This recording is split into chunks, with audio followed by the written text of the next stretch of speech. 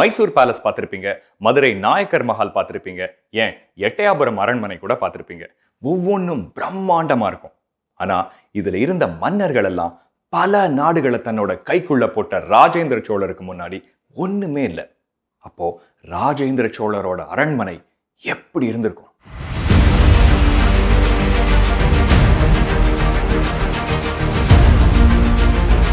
பயணத்துக்கு தயாராகுங்க. இன்னைக்கு ராஜேந்திர சோழரோட அரண்மனையை தேடி போக போறோம்.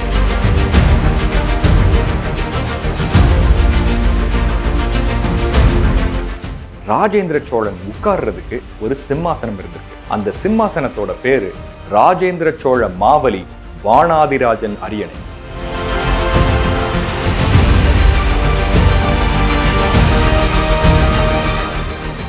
சுத்தி இருந்த கிராமத்து மக்கள் பல நூறு வருஷமா செங்கலா எடுத்து அவங்களோட வீடுகளை கட்டிக்கிட்டாங்க. அவ்வளவுதாங்க நம்ம ஊர்ல நம்ம மன்னர்களுக்கு மேல வச்சிருக்கிற மதிப்பு.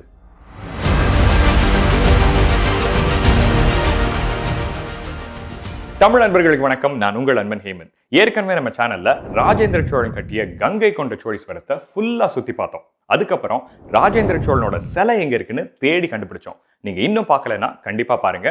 இப்போ இந்த வீடியோல 2 பாகம் இருக்கு. முதல்ல ராஜேந்திர சோழனோட அரண்மனை எப்படி இருந்திருக்கும்னு மைண்ட்ல ஒரு விஷன் கிரியேட் பண்ண போறோம். அதுக்கப்புறம் இன்னைக்கு எப்படி இருக்குதுன்னு நேர்ல போய் பார்க்க போறோம்.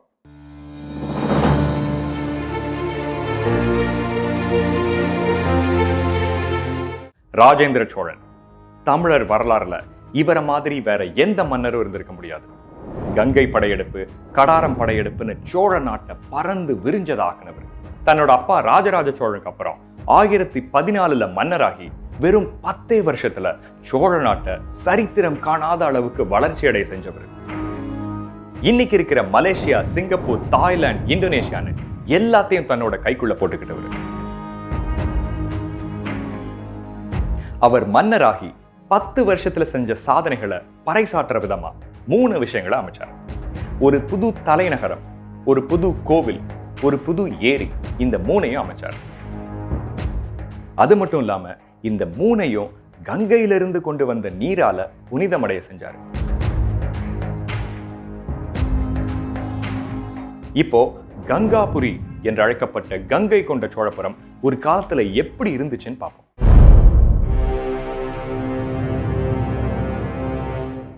ஒரு ராஜான்னா கோட்டையில இருப்பாரு அப்படின்னு கதைகள்ல படிச்சிருப்போம்.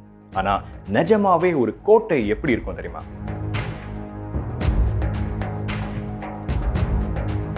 ஊருக்கு நடுவுல அரண்மனை இருக்கும். 2 கோட்டை சுவர்கள் இருக்கும். அரண்மனையை சுத்தி 1, ஊரை சுத்தி 1. அதே மாதிரிதான் கங்கை கொண்ட சோழபுரத்திலையும் இருந்திருக்கு. கொள்ளிடம் நதிக்கு கொஞ்சம் வடக்குல ஊர் இருந்திருக்கு. ஊருக்கு நடுவுல அரண்மனை, ஒரு சைட்ல சோழகங்கம் ஏரி. 2 கோட்டை சுவர்கள் இருந்திருக்கு. உள்படை வீட்டு மதில்னு 1, ராஜேந்திர சோழன் திருமதில்னு 1.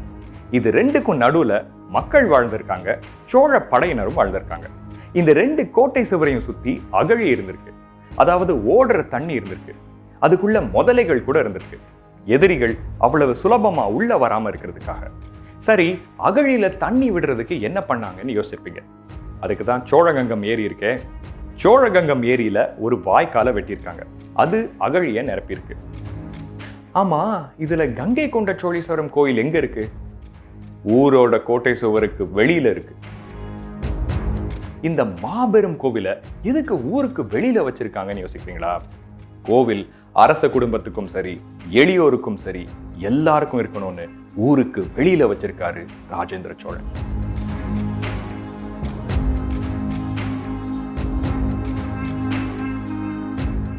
சரி, பல வருஷமா சோழ தலைநகரா இருந்த தஞ்சாவூர்ல இருந்து கங்கை கொண்ட சோழபுரத்துக்கு ஏன் தலைநகரம் மாத்தினார்?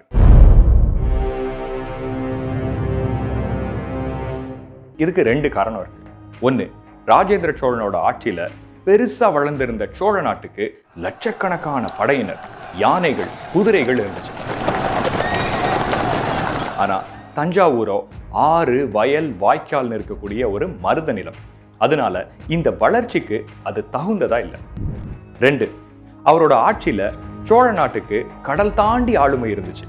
அப்போ எந்த நேரத்திலையும் கப்பலை செலுத்தணும்னா கடலுக்கோ இல்ல ஒரு ஆறுக்கோ பக்கத்துல தலைநகரம் இருக்கணும். இதனாலதான் ரொம்ப திட்டமிட்டு கொள்ளிடம் நதிக்கு பக்கத்துல அமைக்கப்பட்டது இந்த புதிய தலைநகரம்.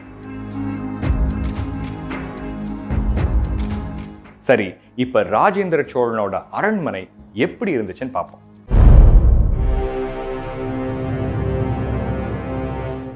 கங்கை கொண்ட சோழபுரத்துல ஒரு அரண்மனை மட்டும் இல்ல, பல மாளிகைகள், மண்டபங்கள், அரியணைகள், மடிகைகள், திருமஞ்சன சாலைகள்னு எத்தனையோ இருந்திருக்கு.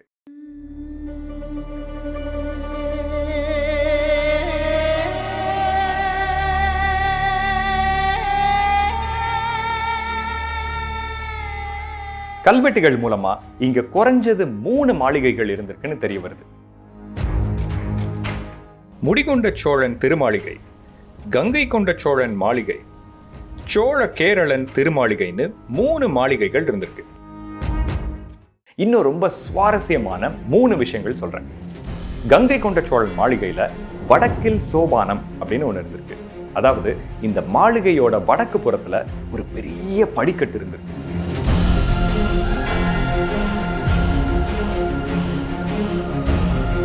அப்புறம் முடிகொண்ட சோழன் திருமாளிகைக்கு வடக்குல ஒரு தேவாரம் இருந்திருக்கு. அதாவது இங்கிலீஷ்ல சாப்பல்னு சொல்லுவாங்களே, அந்த மாதிரி அரச குடும்பத்துக்காக ஒரு சிறு கோவில் இருந்திருக்கு. இன்னும் ஒரு அருமையான விஷயம், சோழ கேரளன் திருமாளிகையில ராஜேந்திர சோழன் உட்கார்றதுக்கு ஒரு சிம்மாசனம் இருந்திருக்கு. அந்த சிம்மாசனத்தோட பேரு ராஜேந்திர சோழ மாவலி வாணாதிராஜன் அரியணை. பாத்தீங்களா, ஒரு சிம்மாசனத்துக்கு கூட பேர் இருந்திருக்கு. இந்த மாதிரி எத்தனை இருந்துச்சோ.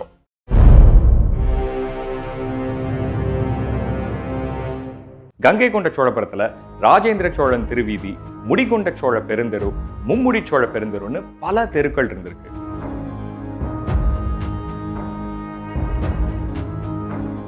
இங்கிருந்து சிதம்பரம் போகிறதுக்கு இப்ப இருக்கிற மாதிரி ஒரு ஹைவே கூட இருந்திருக்கு.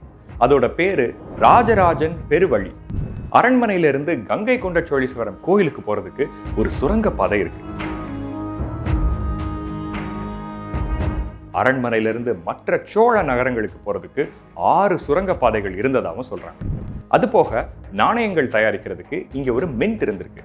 இப்ப கூட அகழ்வாராய்ச்சியில இந்த மாதிரி நிறைய நாணயங்கள் கிடைச்சிருக்கு. இந்த சோழர் கால நாணயங்கள் பத்தி சீக்கிரமே இன்னொரு வீடியோல பார்ப்போம். இன்னொரு விஷயம், இந்த காலத்துல மளிகை கடைன்னு சொல்றோமே, அது மளிகை இல்ல, மடிகை. கங்கை கொண்ட சோழபுரத்துல இந்த மாதிரி மடிகைகள் எத்தனையோ இருந்திருக்கு. பல்லாங்குழி கிடைக்குமா?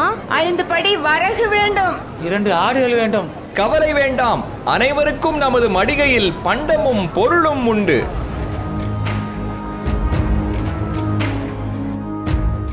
இதுல இருந்தே உங்களுக்கு புரிஞ்சிருக்கும் கங்கை கொண்ட சோழபுரம் எவ்வளவு பெரிய ஒரு வணிக மையமாகவும் ஒரு பெரிய தலைநகராகவும் இருந்திருக்குன்னு. இப்போ இந்த ஊரு இன்னைக்கு எப்படி இருக்குன்னு பார்ப்போம்.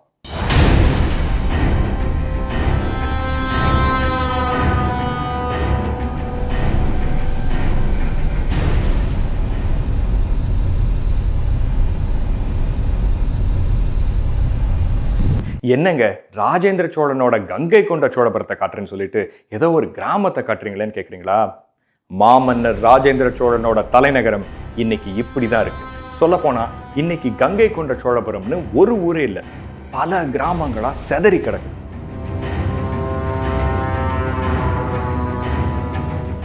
இந்த எல்லா கிராமமும் சேர்ந்ததுதான் அன்னைக்கு ராஜேந்திர சோழனோட தலைநகரம். இப்போ அந்த மாமன்னரோட அரண்மனை மாளிகை எப்படி இருக்குன்னு பார்ப்போம்.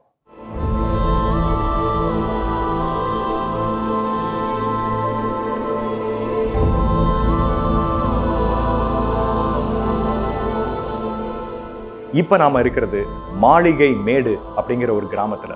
இங்கதான் ராஜேந்திர சோழனோட அரண்மனை இருந்திருக்கு. ராஜேந்திர சோழனோட கங்கை கொண்ட சோழபுரத்து மாளிகை.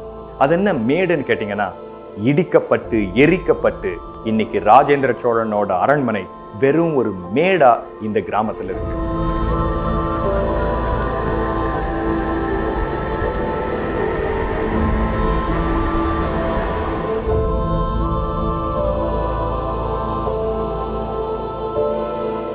இந்த மாதிரி நடுவுல ஓட்டையோட சதுரமா கல் இருக்கே, இது என்னன்னா இதுக்கு மேல இருந்த தூண்களோட பேஸ்.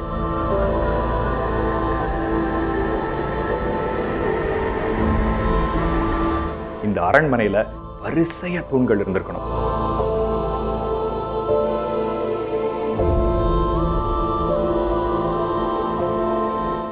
ஒரு காலத்துல ராஜேந்திர சோழன் இங்கதானே நடந்து போயிருப்பாரு. இன்னைக்கு எப்படி ஒண்ணும் இல்லாம செதஞ்சு போயிருக்குன்னு பாருங்க.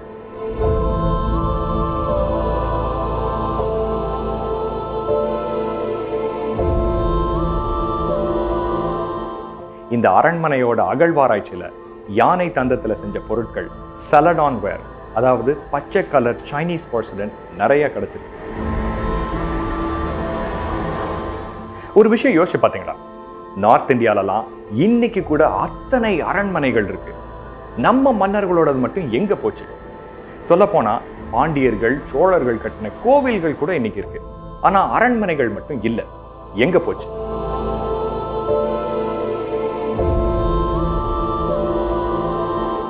நம்ம மன்னர்கள் கோவில்கள் காலத்தால அழியாம இருக்கணும்னு கருங்கல்லால, அதாவது கிரானைட்டால கட்டினாங்க. ஆனா அவங்களோட அரண்மனைய பிரம்மாண்டமா கட்டினா கூட செங்கலால தான் கட்டினாங்க. அதான் இன்னைக்கு ஒண்ணும் இல்லாம அழிஞ்சு போச்சு.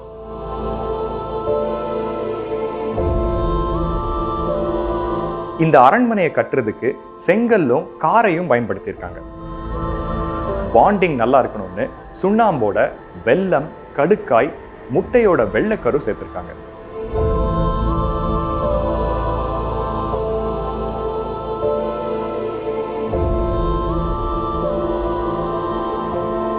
சுவர் ஒவ்வொன்றும் எவ்வளவு திக்கா இருக்கு பாருங்க. சரி, அவ்வளவு பெருசா இருந்த அரண்மனையில இன்னைக்கு இவ்வளவுதான் கல்லு மிஞ்சிச்சான்னு கேட்டீங்கன்னா, கேட்பார் இல்லாம இடிஞ்சு கிடந்த அரண்மனையில இருந்து சுத்தி இருந்த கிராமத்து மக்கள் பல நூறு வருஷமா செங்கல் செங்கலா எடுத்து அவங்களோட வீடுகளை கட்டிக்கிட்டாங்க. அவ்வளவுதாங்க நம்ம ஊர்ல நம்ம மன்னர்களுக்கு மேல வச்சிருக்கிற மதிப்பு. எல்லாம் சரி, ஆனா இதை யாரு அழிச்சாங்க?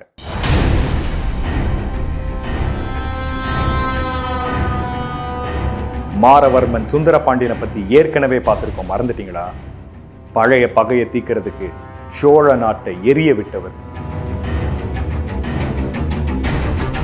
ஒரு கல்வெட்டுல நிறைய பகுதிகள் இருக்கும். அதுல மெய்கீர்த்தினா என்னன்னு ஏற்கனவே ஒரு வீடியோல பார்த்திருக்கோம். சுந்தரபாண்டியனோட கல்வெட்டுகள்ல மெய்கீர்த்தியில என்ன போட்டிருக்குன்னு தெரியுமா?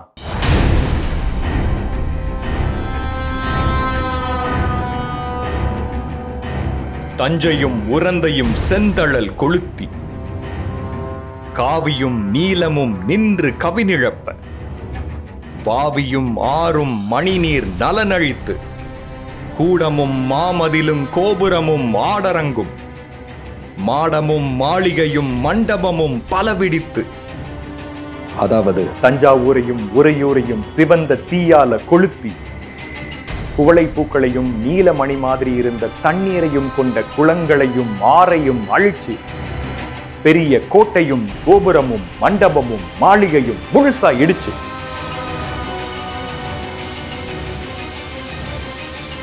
இன்னும் விவரம் சொல்ல தேவையில்லை. இன்னும் வேணும்னா சுந்தரபாண்டியன் வீடியோவை போய் பாருங்க. அவர் விட்டு வச்சது கோவில்களை மட்டும்தான். அப்படி தப்பிச்சதுதான் கங்கை கொண்ட சோழீஸ்வரம்.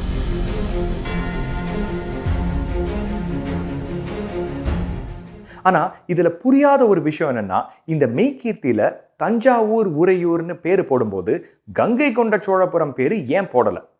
ஒருவேளை பாண்டியர்கள் அழிக்கலன்னா அப்ப யார் அழிச்சாங்க? பிற்காலத்துல வந்த மாலிக் காஃபூர் அழிச்சானா, இல்ல மக்களே புலம்பெயர்ந்து இந்த இடம் ஒண்ணு இல்லாம போச்சா?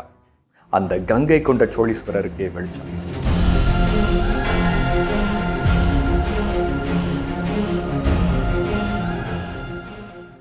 இந்த வீடியோ உங்களுக்கு பிடிச்சிருந்துச்சுன்னா இந்த வீடியோவை ஷேர் பண்ணி ராஜேந்திர சோழனோட பெருமையை 8 திக்கும் பரவ செய்யுங்க. சரி, கங்கை வெற்றியை பறைசாற்றுறதுக்கு 3 விஷயம் பண்ணாருன்னு சொன்னோம். ஒரு தலைநகரம், ஒரு கோவில், அப்போ அந்த ஏரி. நம் பயணம் தொடரும்.